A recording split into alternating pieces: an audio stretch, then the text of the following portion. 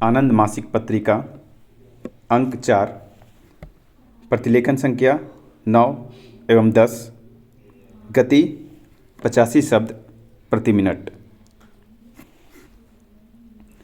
बहनों और भाइयों, 1 वर्ष पहले मैंने आपको यहाँ से संबोधित किया था। उस समय देश की जो हालत थी, विरासत में जैसी सरकार हमें मिली थी, जो आर्थिक परिस्थिति थी, उसका मैंने थोड़ा सा ब्यौरा आपको दिया था। 1 वर्ष पूर्व हुआ, उसी परिस्थिति में, उसी संघर्ष में, उसी प्रयास में हम लगे हैं और यह कहते हुए मुझे खुशी हो रही है, काफ़ी भिन्न है पिछले वर्ष की परिस्थिति से। देश में एक स्थिरता का चित्र आपके सामने नज़र आता है। पिछले वर्ष स्थिरता के बारे में कुछ प्रश्न चिन्ह थे, इसमें कोई संदेह नहीं है। लेकिन आज देश के भीतर या बाहर साबित हुआ है, और जो भी हमारा कार्यक्रम आर्थिक सुधार का और सामाजिक सामंजस्य को बनाए रखने का हमने उठाया था, आगे बढ़ा है, यह यशस्वी हुआ है।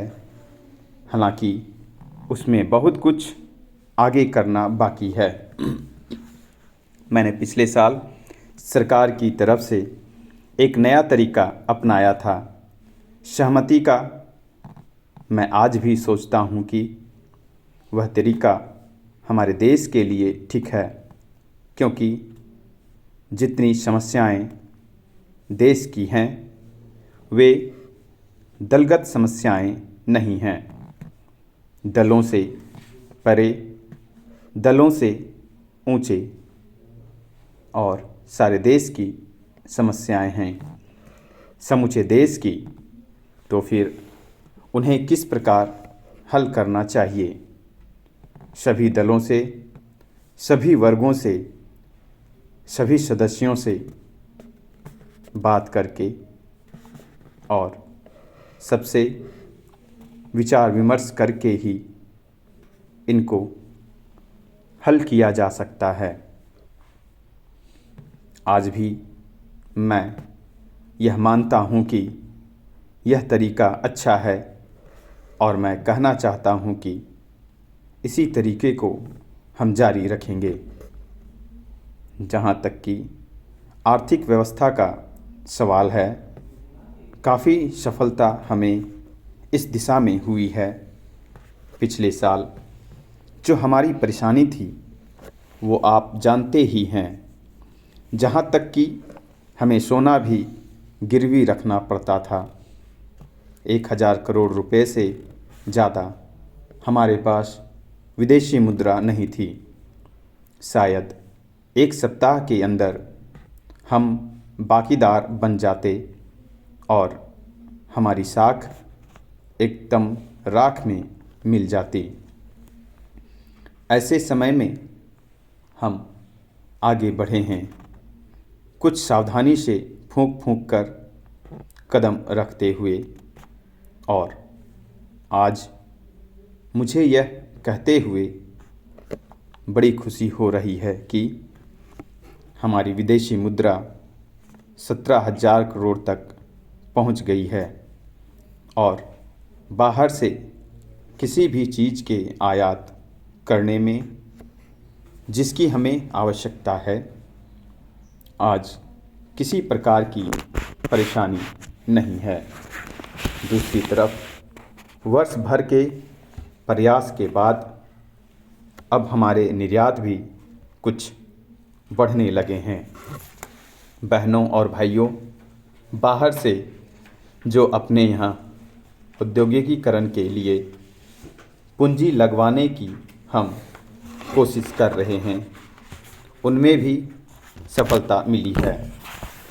कोई 3000 करोड़ से अधिक आज तक संकल्प हमारे पास आ चुके हैं। थोड़ा समय लगेगा यह पूंजी लगने में, लेकिन ये बहुत बड़ी रकम, और ये केवल रकम की दृष्टिकोण से नहीं बल्कि प्रौद्योगिकी के दृष्टिकोण से भी बहुत महत्वपूर्ण है। और इसके साथ साथ जो हमारी देसी पूंजी हैं यहाँ के उद्योगपतियों की, वह भी काफ़ी बड़े पैमाने पर लगने वाली है। उनके जो आवेदन हमारे पास आ चुके हैं और उनके हिसाब से लगता है कि कोई 35-40 हज़ार करोड़ रुपए तक पूंजी यहाँ देसी पूंजी लगने वाली है, जिससे औद्योगिकीकरण और आगे तरक्की मिलेगी और उसे आगे बढ़ाया जाएगा। अभी तक महीने 1.5 महीने पहले तक सोच रहा था कि इस साल कुछ बारिश कम होगी, कुछ परेशानी होगी, लेकिन अब मैं सुनता हूँ कि कुल मिलाकर देश में बारिश अच्छी हुई है, अच्छी फसलें होने की आशा है। इसलिए इस बात की आशा हम करें कि एक आम खुशहाली देश में रहेगी और परेशानी से हम मुक्त हो जाएंगे। जो परेशानी आ जाती है जब बारिश कम हो जाती है, सूखा पड़ता है, परेशानी बहुत ज़्यादा हो जाती है, ये आप जानते हैं। अब मैं 1-2 ऐसी बातें आपके सामने रखना चाहता हूँ जो हमारी नीति से संबंधित है और मैं सोचता हूँ कि उन्हें पूरी तरह समझ लेना चाहिए।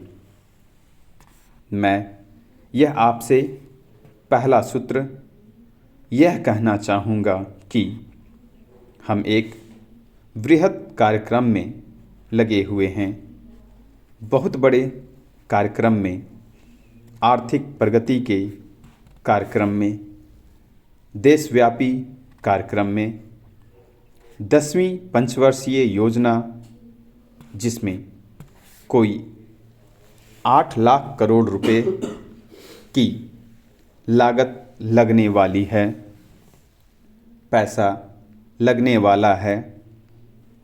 ऐसे कार्यक्रम में हमें लगे हुए हैं।